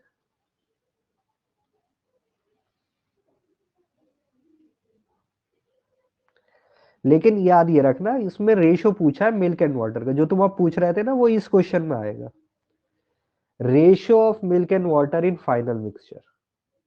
तो तुम्हारा जो फाइनल निकल के आएगा वो मिल्क अपॉन टोटल आएगा, और तुम्हें बताना क्या है, मिल्क अपॉन वाटर का रेशियो। तो ये ध्यान रखना, टोटल में से मिल्क माइनस करेंगे तब वाटर का रेशियो। एक्चुअली मुझे ये बताना था मेन चीज, डेटा सफिशिएंसी। डेटा सफिशिएंसी को जरा अच्छे से समझ लो, इस पे कुछ क्वेश्चन आ जाते हैं और स्कोरिंग भी होती है बहुत। उसमें इस तरीके से ऑप्शन दिए होते हैं, ऑप्शन 1, ऑप्शन 2, ऑप्शन 3, ऑप्शन 4, कब मार्क करने हैं हमें। तो जरा इसको लैंग्वेज अच्छे से समझ लेते हैं हम, 1 2 3 क्वेश्चन कर लेंगे इस पर। ऑप्शन 1 कब लेना है,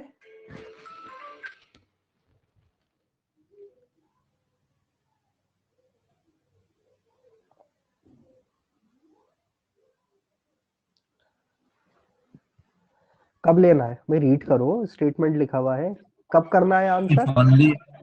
If only one of the statement is sufficient to answer the question. इसमें क्या होता है, आपके पास एक क्वेश्चन दिया होता है, कुछ पूछा होता है, और उसके बाद 2 स्टेटमेंट गिवन होते हैं। तो वो ये कहता है कि any one of the statement, यानी या तो S1 से हम आंसर दे सकते हैं लेकिन S2 से नहीं दे सकते, या फिर S1 से नहीं दे सकते, S2 से दे सकते हैं। तो only one of the statement is sufficient. तो हमें आंसर कौन सा ऑप्शन टिक करना है, 1 होगा या ABCD जो भी होंगे। तो हमारा करेक्ट आंसर ये ऑप्शन होगा, अगर ये वाला केस है, only one of the statement is sufficient. If any one of the statement is sufficient, इसका क्या मतलब है, यानी स्टेटमेंट 1 से भी आंसर कर सकते हैं और 2 से भी कर सकते हैं, इंडिपेंडेंटली आप S1 से भी आंसर कर सकते हो और S2 से भी कर सकते हो। तो आपको कौन सा ऑप्शन चूज करना है, बी या 2। थर्ड ऑप्शन कब लेना है, if any one of the statement is insufficient to answer the question but both statement together can answer the question। यानी ना तो S1 अकेले से हो सकता आंसर, ना S2 अकेले से हो सकता, लेकिन अगर दोनों की इंफॉर्मेशन मिला दे हम तो हम आंसर कर सकते हैं। और ऑप्शन 4 क्या है, डी, अगर दोनों की भी इंफॉर्मेशन मिला दे तब भी हम आंसर नहीं कर सकते। तो डेटा सफिशिएंसी में हमेशा ऑप्शन को बड़ा ध्यान से रीड करना होता है कि वो क्या कह रहा है। कई बार हम निकाल तो लेते हैं सही, लेकिन ऑप्शन गलत टिक कराते। तो डेटा सफिशिएंसी के जब भी क्वेश्चन हो, ऑप्शन एक बार जरा अच्छे से रीड कर लेना कि कौन सा ऑप्शन किस सिचुएशन में टिक करना है। ये चारों स्टेटमेंट क्लियर हो रहे हैं कि सबको, या किसी को कंफ्यूजन है? ये बहुत इंपॉर्टेंट पार्ट है, ऑप्शन समझना डेटा सफिशिएंसी का। क्लियर हो रहा है सबको?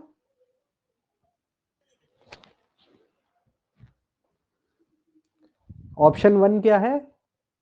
अगर दोनों स्टेटमेंट में से किसी एक स्टेटमेंट से हम आंसर कर सकते हैं, या तो S1 से कर सकते हैं, S2 से नहीं कर सकते, या फिर S1 से नहीं कर सकते, S2 से कर सकते, तो हमें ऑप्शन 1 चूज करना है। ऑप्शन 2, अगर दोनों में से किसी से भी कर सकते हो, चाहे तो S1 से कर दो, चाहे तो S2 से कर दो। ऑप्शन 3, ना तो S1 से कर सकते ना S2 से कर सकते, लेकिन अगर दोनों को मिला दो तो हम कर सकते हैं आंसर। और ऑप्शन 4 क्या है? दोनों को मिलाने के बाद भी आंसर नहीं कर सकते, तो हमारा ऑप्शन 4 है। क्लियर ये चारों ऑप्शन?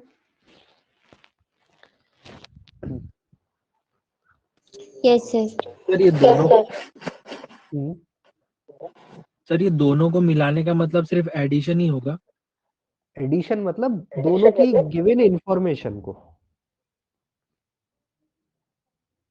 जो स्टेटमेंट में इंफॉर्मेशन दी, दोनों को एक साथ यूज कर ले तब भी आंसर नहीं कर सकते।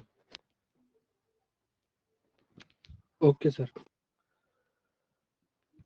जैसे ये है, देखो question, is the average age in a class of 20 student more than 15 year. ये क्वेश्चन है हमारा, आपको इसका आंसर करना है कि क्लास में 20 स्टूडेंट है, क्या उनकी एवरेज एज 15 ईयर से ज्यादा है? Average as is greater than 15। क्या हम इस बात का आंसर कर सकते हैं? This is one statement, one ये है 18 student in the class are each 15 years old. क्या हम इसके बेस पे आंसर कर सकते हैं? S1 के बेस पर। S1 कह रहा है 18 स्टूडेंट जो है आउट ऑफ 20, वो सब 15 ईयर्स के हैं। क्या हम इस इंफॉर्मेशन के बेस पे ये कह सकते हैं कि 20 क्लास की जो 20 स्टूडेंट की जो क्लास है उसकी एवरेज एज 15 से ज्यादा होगी? क्या हम बता सकते हैं ये चीज सिर्फ स्टेटमेंट 1 को रीड करके?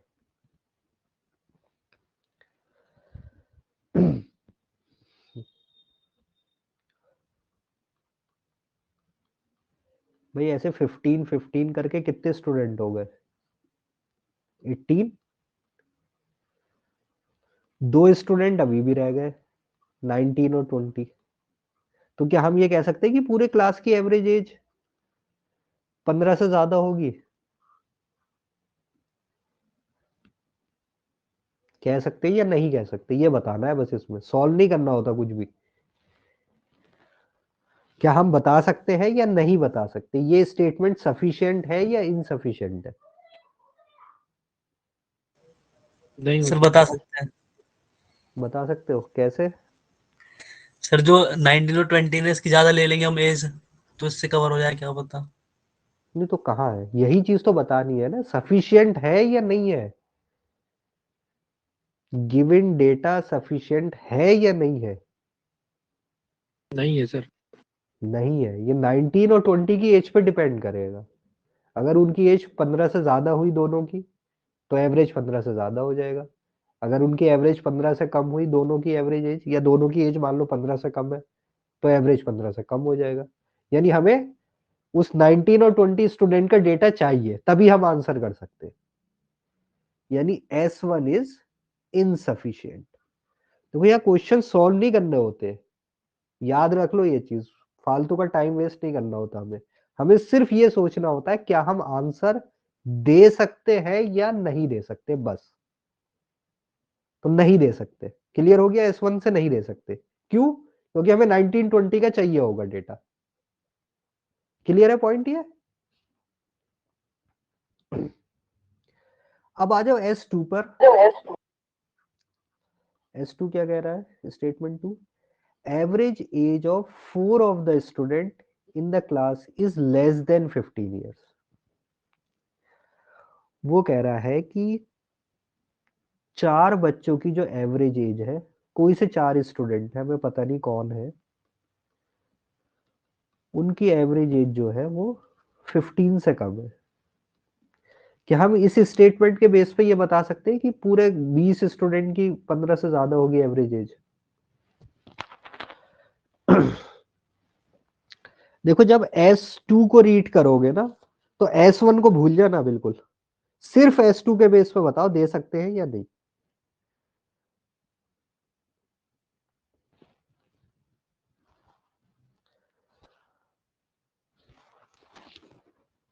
सिर्फ S2 पढ़ो, जब S2 पढ़ोगे तो S1 को भूल जाओ, सिर्फ S2 को याद रखो। क्वेश्चन में दिया है average age in a class of 20 student is more than 15 years.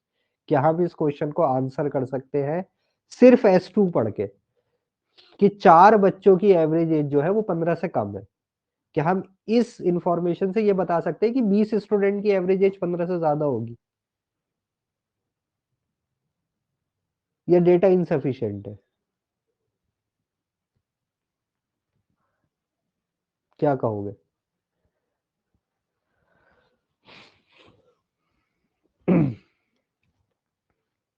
जल्दी बताओ, डेटा सफिशिएंसी बहुत स्कोरिंग होता है भाई। इन 4 के डेटा पे तुम पूरे 20 क्लास का बता सकते हो एवरेज 15 से ज्यादा होगा? नहीं सर। नहीं बता सकते भाई, ये तो ऑब्वियस है। आप 4 बच्चों की बात हो रही है, हमें 20 का क्या पता। यानी ना तो हम S1 से आंसर कर सकते ना ही S2 से कर सकते। तो हमारा ऑप्शन ए गया, ऑप्शन बी गया। ऑप्शन ए था कि या तो S1 से होगा तो S2 से नहीं होगा, या फिर S1 से नहीं होगा तो S2 से होगा, ये ऑप्शन गया। बी क्या था कि दोनों में से किसी से भी कर लो, ये भी नहीं होगा। अब सी पे आते हैं। सी कह रहा है दोनों को मिला के देखो, क्या हम आंसर कर सकते हैं? यानी अब हम दोनों चीजें एक साथ रीड करेंगे। 15 स्टूडेंट जो है उनकी एवरेज एज 15 ही हो गई जब सब 15 15 के हैं, और क्लास के जो 4 बच्चे हैं उनकी एवरेज एज लेस देन 15 है।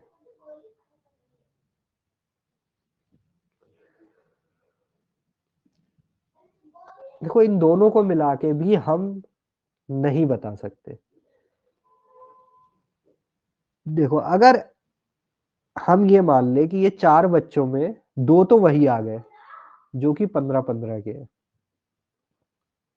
भाई 18 जो स्टूडेंट है उनकी 15 ही एज है, तो कोई भी तुम 4 स्टूडेंट लोगे तो कम से कम 2 बच्चे तो आएंगे जिनकी 15 है, प्लस X19 और X20 जो हमें 2 नहीं पता थे, 19 और 20। अगर इनकी एवरेज एज 15 से कम है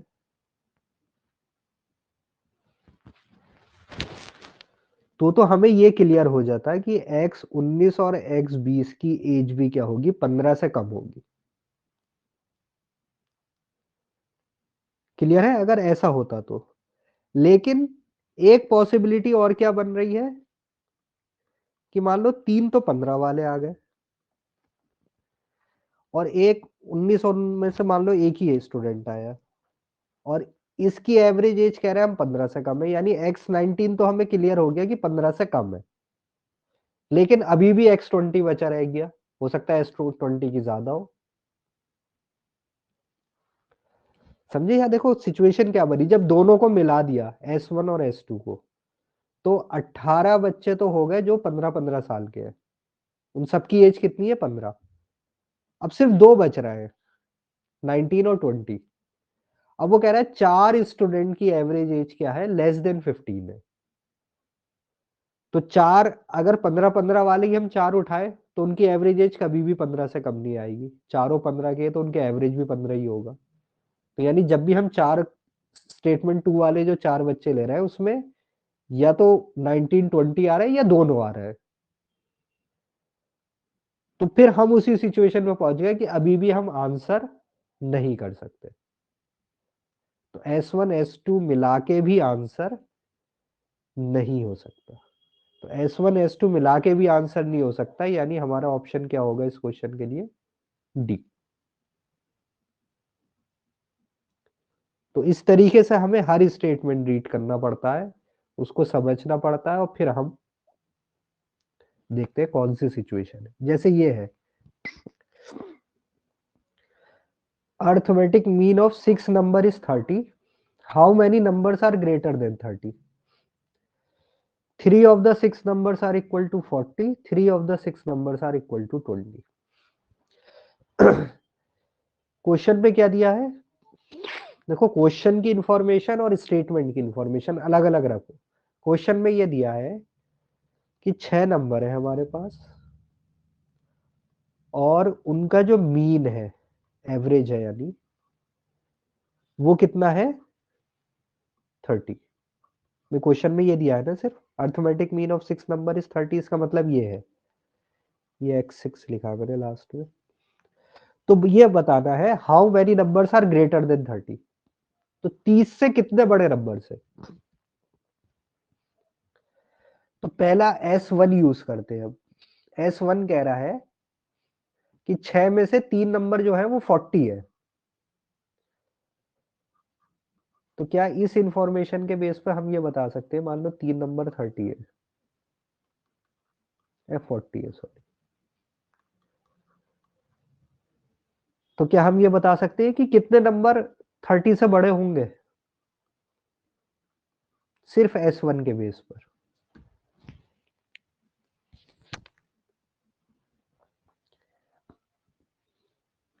यानी इन 6 में से 3 नंबर 40 है. तो क्या हम ये बता सकते हैं कितने नंबर 30 से बड़े हैं, ताकि उनका एवरेज 30 रहना चाहिए? देखो, सिर्फ दिमाग पे इस बात पे जोर देना है, बता सकते हैं या नहीं बता सकते. कभी भी वैल्यू निकालने की कोशिश मत करना. ये मत सोचना कि अच्छा मैं एग्जैक्ट निकाल के बताऊं कितने नंबर है. बता सकते हैं या कोई सिचुएशन ऐसी है जिसमें हम नहीं बता सकते? नहीं बता सकते. भाई 3 नंबर तो मान लो हो गए 40, लेकिन बाकी 3 का क्या? नहीं बता पा रहे. तो S1 अपने आप में इनसफिशिएंट है. S2 की बात करें, वो कह रहा है 3 of the 6 numbers are equal to 20. अब S2 में कह रहा है कि 3 नंबर क्या है? 20 है. तो क्या अब हम बता सकते हैं कितने नंबर 30 से बड़े होंगे? ये तो वही सिचुएशन हो गई जो S1 में थी. क्लियर? जब S2 रीड करोगे तो S1 की कोई भी इंफॉर्मेशन यूज नहीं करनी है. यानी हम सिर्फ ये कहेंगे कि हमारे पास 6 नंबर है जिनका मीन 30 है, क्योंकि वो क्वेश्चन में गिवन है, और S2 कह रहा है कि इसमें से 3 नंबर 20 है. तो क्या हम ये बता सकते हैं कितने नंबर 30 से बड़े हैं? नहीं बता सकते. तो S1 भी अपने आप में इनसफिशिएंट है, S2 भी इनसफिशिएंट है. यानी ऑप्शन ए भी गया, बी भी गया. अब सी पे आते हैं. सी कह रहा है दोनों को मिला दो. दोनों को मिलाने पे देखो क्या हुआ. दोनों को मिलाने पे क्या हो रहा है? क्या आप बता सकते हो दोनों को मिलाने पे? Yes sir. भाई यस 6 सर. में से 3 नंबर 40 है, 3 नंबर 20 है. 6 के 6 नंबर पता चल गए तुम्हें? अब इसमें से हम बता सकते हैं कितने नंबर 30 से बड़े हैं. यानी S1 प्लस S2 मिला के सफिशिएंट है, अपने आप में दोनों में से कोई भी सफिशिएंट नहीं था.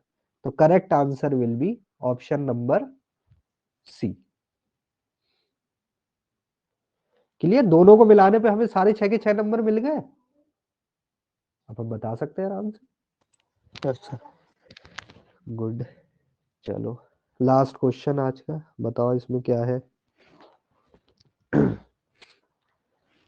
Between two mixtures x and y, दो मिक्सचर है, एक है x एक है y, each containing milk and water. दोनों में क्या है? मिल्क और वाटर है. क्या बताना है तुम्हें? Concentration of which mixture is more. तो किसकी कंसंट्रेशन या दिया नहीं, मिल्क मान के चलते हैं, मिल्क की ही बात हो रही होगी. किसमें मिल्क ज्यादा है, मिल्क की कंसंट्रेशन ज्यादा है, हमें ये बताना है. तो क्वेश्चन समझ गए क्या है? दो मिक्सचर है एक्स एंड वाई, दोनों के अंदर मिल्क और वाटर है, तो मिल्क की कंसंट्रेशन किसमें ज्यादा है, हमें ये बताना है. S1 क्या कह रहा है, स्टेटमेंट 1 रीड करके देखो क्या कह रहा है।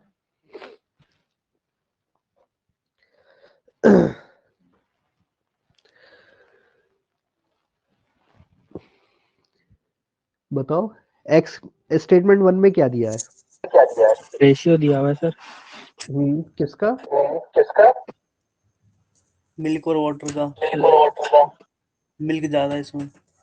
3 parts of water to 7 7 parts of milk, यानी वाटर इज टू मिल्क का रेशियो दे रखा है 3:7। तो क्या हम स्टेटमेंट 1 के बेस पे बता सकते हैं कि एक्स और वाई में से कौन किस में मिल्क ज्यादा है? Yes sir. कैसे? एक्स और वाई में नहीं बता सकते सर, क्योंकि वाई दे ही नहीं रखा इसमें। हाँ, ऊपर क्वेश्चन में तो यही पूछा है ना भाई, तुम्हें एक्स की कंसंट्रेशन तो पता चल गई, एक्स के अंदर मिल्क की कंसंट्रेशन, लेकिन वाई तो नहीं पता ना, तो स्टेटमेंट 1 अपने आप में इनसफिशिएंट है। स्टेटमेंट 2 में क्या दिया है? y has 7 parts of water, यानी y की बात कर रहा है, to 13 parts of milk। Statement 2 in itself, यानी सिर्फ अगर स्टेटमेंट 2 की बात करें तो वो भी अपने आप में क्या है? इनसफिशिएंट। इनसफिशिएंट, यानी ऑप्शन ए भी गया, यानी किसी एक से आंसर हो सकता है वो भी गया, दोनों में से किसी से भी हो सकता है वो भी गया। अब आ जाते हैं सी पर, S1 प्लस S2 दोनों को मिला दो तो क्या होगा? सर 1:2 का बन जाएगा, वाटर और मिल्क का 1:2। और कोई बताएगा? 1 और 2 को मिला दे तो क्या हो रहा है? 10:20 हो जाएगा, तो 1:2 हो जाएगा। चलो रुक जाओ अभी। और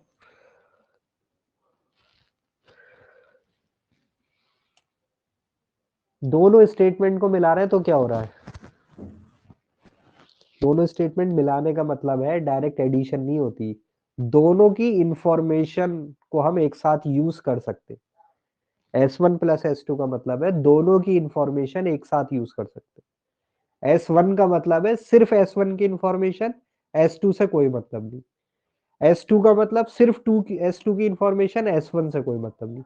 S1 प्लस S2 का मतलब दोनों की इंफॉर्मेशन एक साथ यूज कर सकते हो। तो क्या आप सफिशिएंट है आंसर करने के लिए?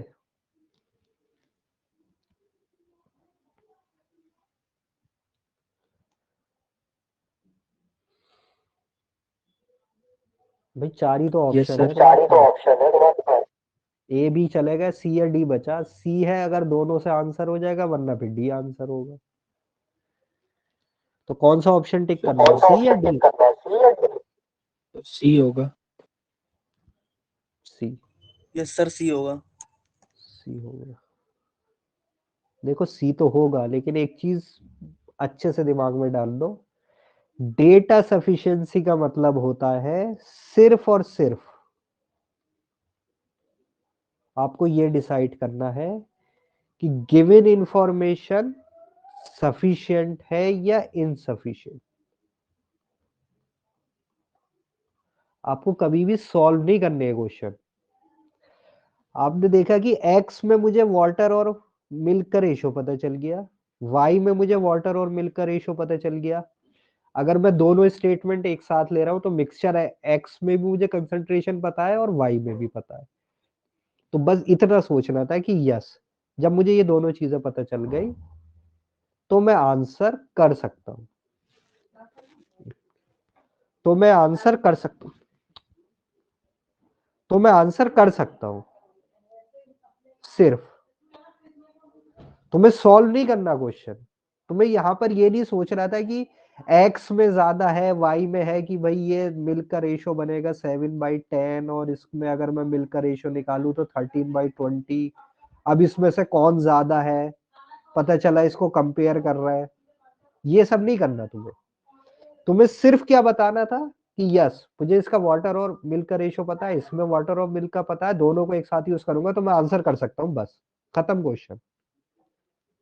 सॉल्व नहीं करना वहां बैठ के कि अच्छा ये 3/7 है तो मिल्क और टोटल का हो गया 7/10, वाई में हो गया 13/20, अब इसमें कौन ज्यादा है कौन कम है, कंपेयर कर रहा है वहां बैठ के, ये सब नहीं करना होता। डेटा सफिशिएंसी, डेटा सफिशिएंसी सिर्फ और सिर्फ तुम्हें बताना होता है गिवन इंफॉर्मेशन सफिशिएंट है या नहीं है, बस।